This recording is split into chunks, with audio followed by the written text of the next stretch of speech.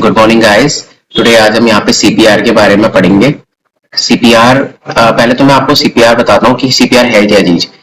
वो सीपीआर एक ऐसा टॉपिक है जो हर एक बंदे को पता होना चाहिए, क्योंकि कभी कभी क्या होता है ना, मेडिकल वाले बंदे को के अलावा भी हर किसी को ये टॉपिक पता होना चाहिए। क्योंकि कभी कभी क्या होता है कि किसी भी, जैसे हम लोग शादी में जाते हैं या फिर हम लोग कहीं भी जाते हैं, तो वहां पे क्या होता है,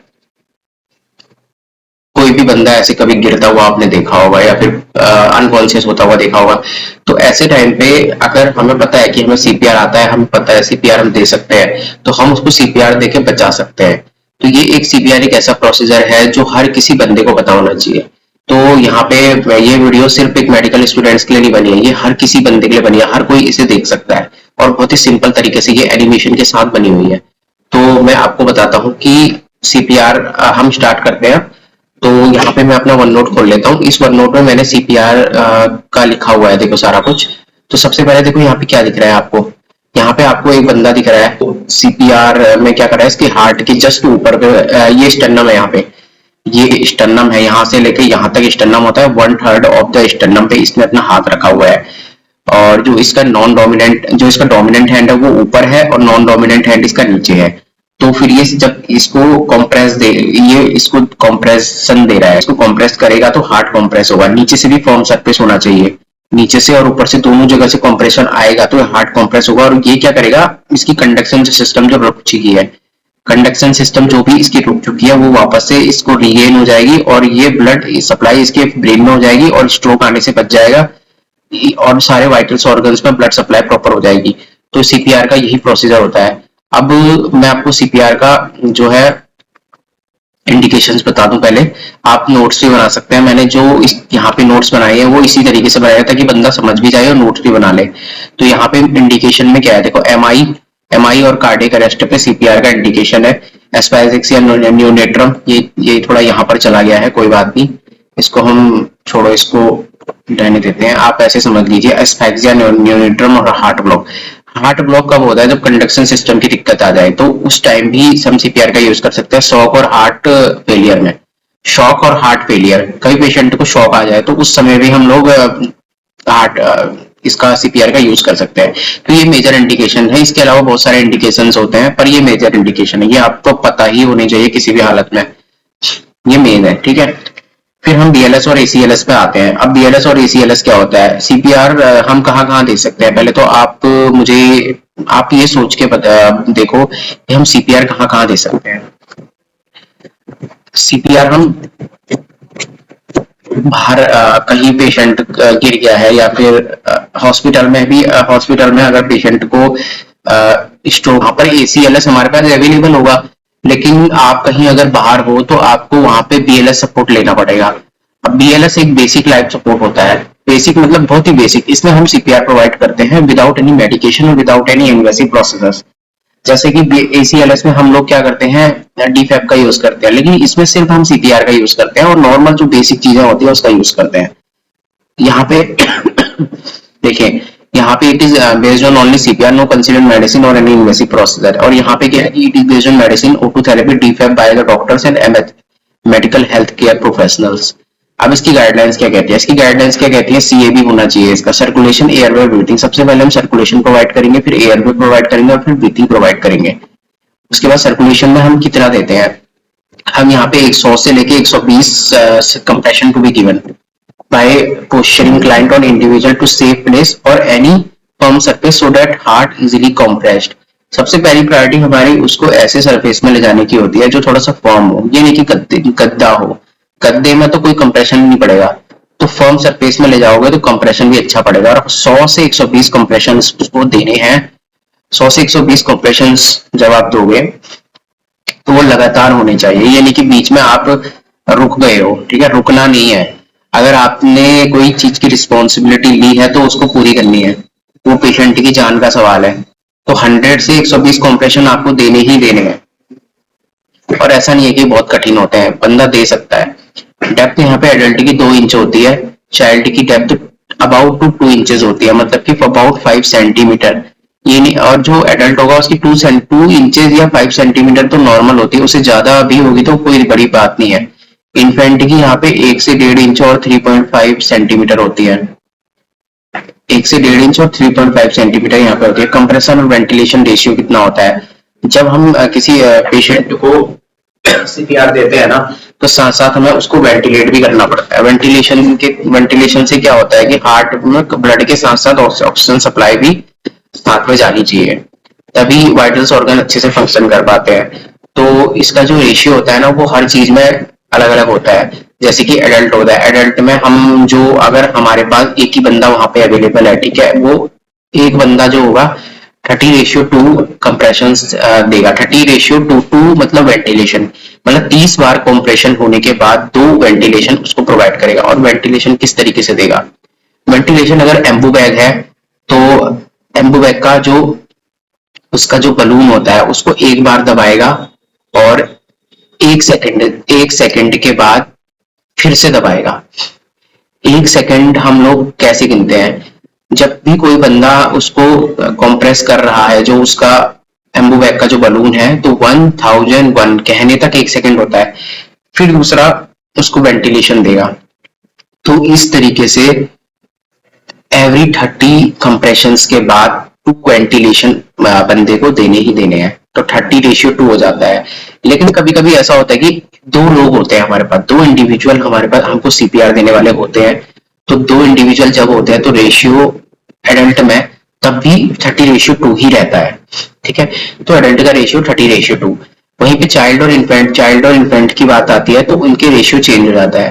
तो जब चाइल्ड और इन्फेंट की बात आती है, तो जो एडल्ट होता है उसका रेशियो तो नहीं, जो एक रेशियो 2 ही होगा। लेकिन अगर 2 बंदे बचाने वाले हैं तो उसका रेशियो 15:2 हो जाता है।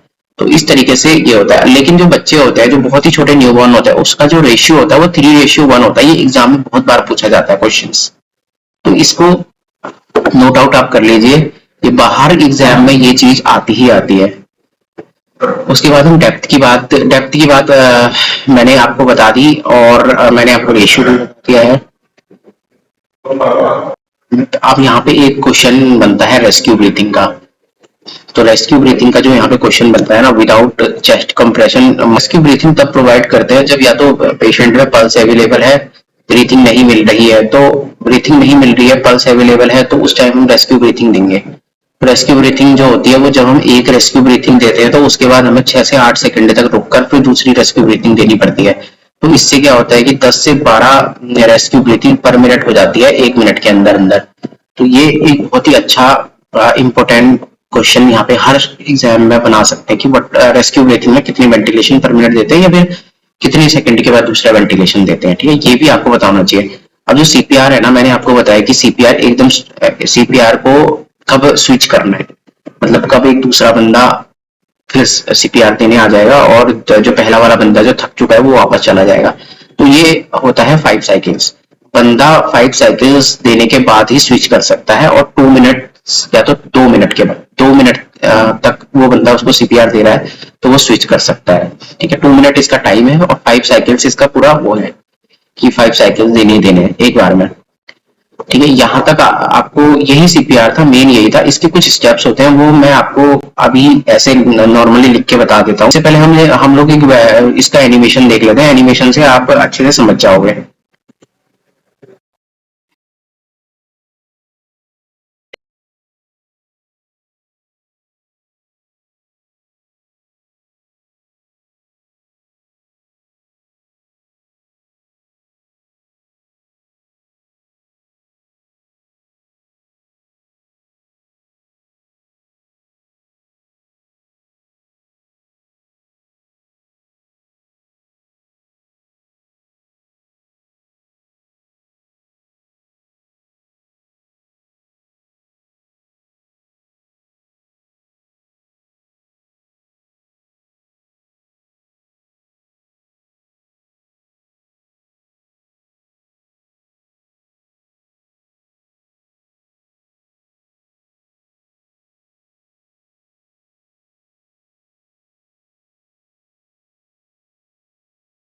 देखो, यहाँ पे मैंने आपको सीपीआर का एनिमेशन दिखा दिखा रहा हूँ। तो सीपीआर का देखो, आप लोग एनिमेशन देखिए पहले। तो एनिमेशन ये है।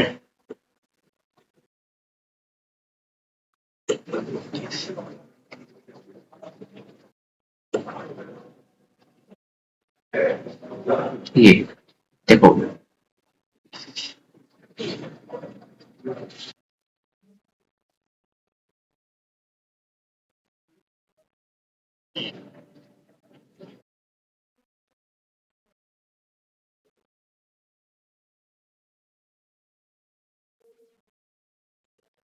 देखो सबसे पहले पेशेंट को डेंजर एरिया से हटा के एक सेफ प्लेस पे लेके आ रहे हैं।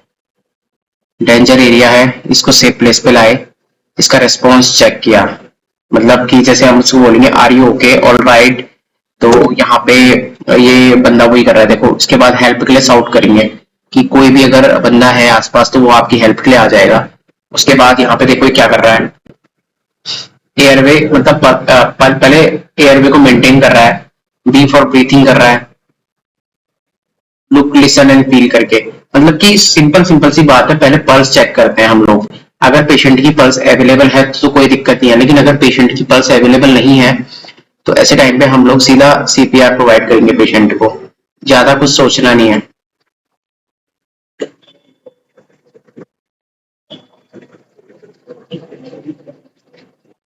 ठीक है, लेकिन एक बार उससे पहले हम, जब जैसे मैंने आपको बताया कॉल फॉर हेल्प का मैंने आपको बताया था, तो उस कॉलिंग के टाइम पे हम लोग एक बार एम्बुलेंस को भी कॉल कर लेंगे।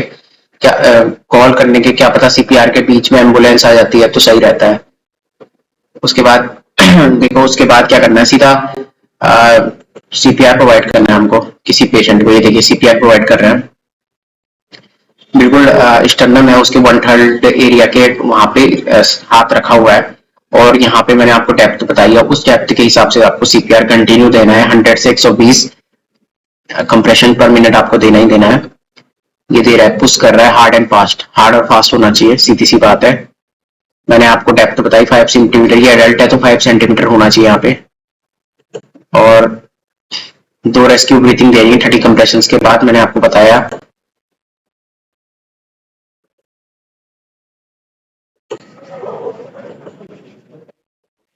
मुझे लगता है कि आप समझ गए होंगे, ये तो बहुत अच्छी तरीके एनिमेशन में आपको बहुत अच्छी तरीके से समझ में आ गया होगा किस तरीके से हमने करना है, किस तरीके से उसके स्टेप, ये दोस्तों ये उसके स्टेप्स है, किस तरीके से हम एक एक करके स्टेप्स करेंगे। तो यहाँ पे एक बार हम रिवाइज कर लेते हैं कि कैसे कैसे स्टेप्स थे। पहला जो स्टेप था, सबसे पहला पेशेंट को सेफ एरिया पे ले जाना है, उसमें ज्यादा टाइम नहीं लगाना है, अगर नहीं है तो कोई बात नहीं वहीं पे दे देना है, लेकिन उसमें ज्यादा time, safe area in the sense कि अगर कोई बहुत ही वैसा सरफेस है, बिल्कुल गद्दे वाला सरफेस है, दबने वाला सरफेस है, तो उससे हटा के किसी फर्म सरफेस पे लेके जाके वहीं पे दूसरा स्टेप जो हमारा रिस्पॉन्स चेक करना है, वो रिस्पॉन्स हम चेक करेंगे are you okay, are you all right करके। फिर उसके बाद are you all right, are you okay कहने के बाद हम लोग उसको साउट करेंगे हेल्प के लिए। अगर कोई बंदा आ जाता है तो ठीक है, कॉल भी कर देंगे एम्बुलेंस को, क्या पता बीच में एम्बुलेंस आ जाए तो हम लोग अपना सीपीआर देके उसको डीफैप दे सके। उसके बाद पेशेंट की पल्स चेक करेंगे, पल्स होती है तो ठीक है, अगर पल्स होती है तो उसको रेस्क्यू ब्रीथिंग देके ठीक कर देंगे, और अगर नहीं होती है तो हम उसको सीपीआर देंगे। तो सीपीआर यहाँ पे मैंने आपको सारे पॉइंट्स बता दिए हैं, सीपीआर कैसे देना है, क्या देना है, कितनी उसकी डेप्थ होती है। तो आप बस इसको एक बार अच्छे से पढ़ने के बाद इसको आप अपने नोट्स बनाइए, और नोट्स बनाने के बाद आप अच्छे से इसको फिर से रिकॉल करिए एक दो बार, आपको बहुत अच्छी तरीके से आ जाएगा। ठीक है, थैंक यू फ्रेंड्स। आप मुझे पूरा विश्वास है कि आप अच्छे से समझ गए होंगे, एनिमेशन से भी आपको बहुत कुछ सीखने को मिला होगा, स्टेप्स आपको आ गए होंगे। तो ठीक है, अब हम दूसरी वीडियो स्टार्ट करते हैं। दूसरी वीडियो है ईटी के बारे में, ईटी एंडोट्रेकियल ट्यूब के बारे में। ठीक है, थैंक गाइस फॉर वॉचिंग।